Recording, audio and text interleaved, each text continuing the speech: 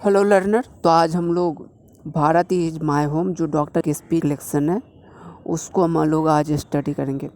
तो चलिए हम इसकी बायोग्राफी के बारे में कुछ जान लेते हैं।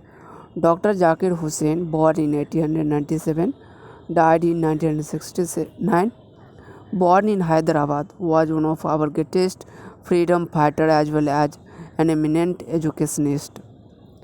डॉक्टर जाकिर हुसैन का जन्म 1897 में हुआ था और इसकी मृत्यु 1969 ईस्वी में हो गई थी। इसका जन्म हैदराबाद में हुआ था एंड ग्रेट फ्रीडम फाइटर थे उस समय के। As well as eminent educationist. Educationist means होता है शिक्षाविद। शिक्षाविद का मतलब हुआ जिसका अभिरुचि जो होता है शिक्षा के प्रति काफ़ी होता है, उसे शिक्षाविद वो बोला जाता है, एजुकेशनिस्ट। तो बहुत बड़े ही एजुकेशनिस्ट रहे थे। Doctor Hussain became the president of India 1967 और डॉक्टर सर्वपल्ली राधाकृष्णन के जाने के बाद डॉक्टर जाकिर हुसैन जी यानी इंडिया के 3rd प्रेसिडेंट बने थे। Doctor Hussain became the president of India in 1967 और इंडिया में वो 1967 में प्रेसिडेंट बने थे। Earlier he has served as a governor of Bihar. इससे पहले जब वो प्रेसिडेंट नहीं रहे थे उससे पहले वो बिहार के गवर्नर थे।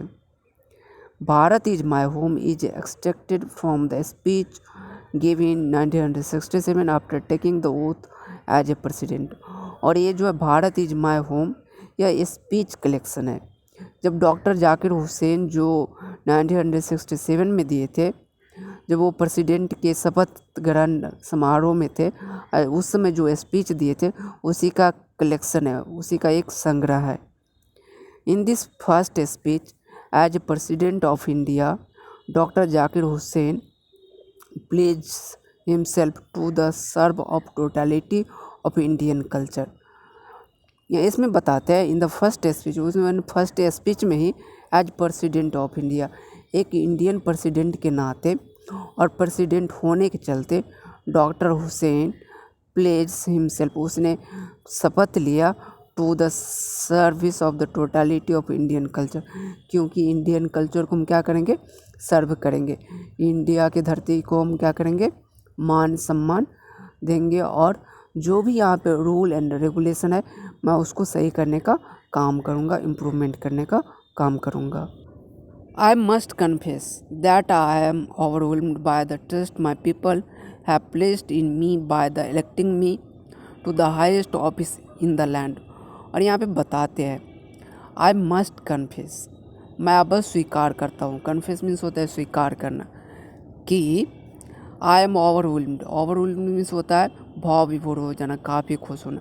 मैं काफ़ी खुश हूँ क्योंकि by the trust my people, क्योंकि भारतवासी ने मुझ में विश्वास किया है। Have placed me by the electing me, उसने मुझे चुना है किस चीज़ के लिए, प्रेसिडेंसी के लिए, प्रेसिडेंट के लिए। To the highest office in the land, और ये भारत के सबसे बड़े सम्मान के लिए जो मुझे इस भारत की जनता ने चुना है।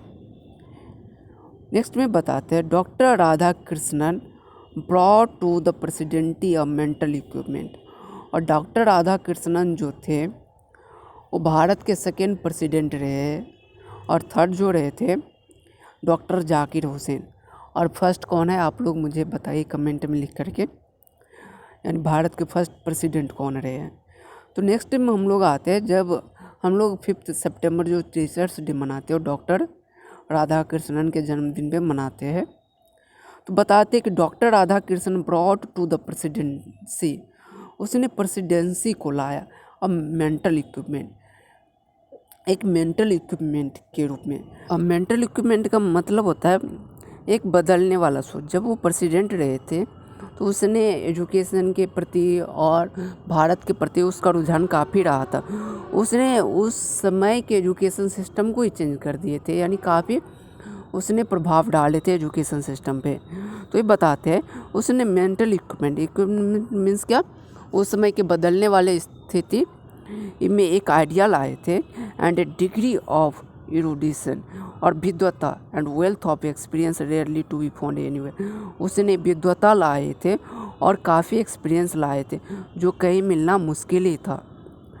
During a lifetime devoted to pursuit of knowledge and truth, और अपने ज़िंदगी के दौरान, अपने पूरे लाइफ के दौरान उसने नॉलेज गेन किए। परस्यू मीन्स होता है पाना, पीछा करना किसी चीज़ को, तो उस नॉलेज ग्रहण करते रहे और ट्रूथ को एक्सेप्ट करते रहे। He has done more than probably any other man to bring out and explain Indian philosophy through the oneness of all Indian spiritual values.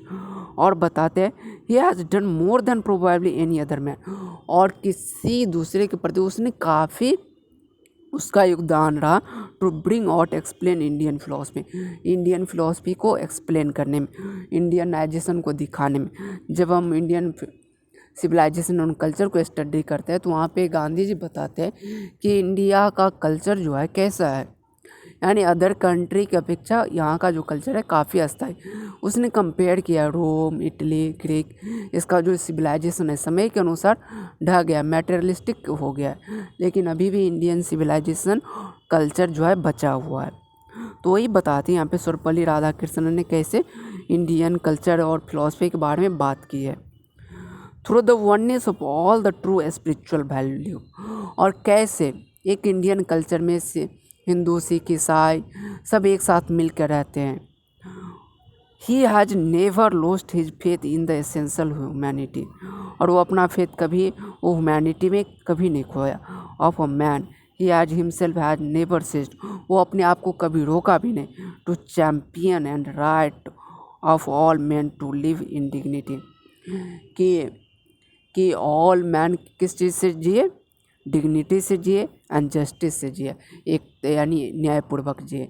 उसने सबको न्याय और तर्क संगत एक तरह से बोल सकते हैं, उसने अपॉर्चुनिटी दिया सबको जीने का, डिग्निटी से, इज्जत से जीने का, और काफ़ी वो शिक्षा के प्रति उसका एक रुझान रहा, और काफ़ी उसने उस समय के स्थिति को सुधार लाए थे।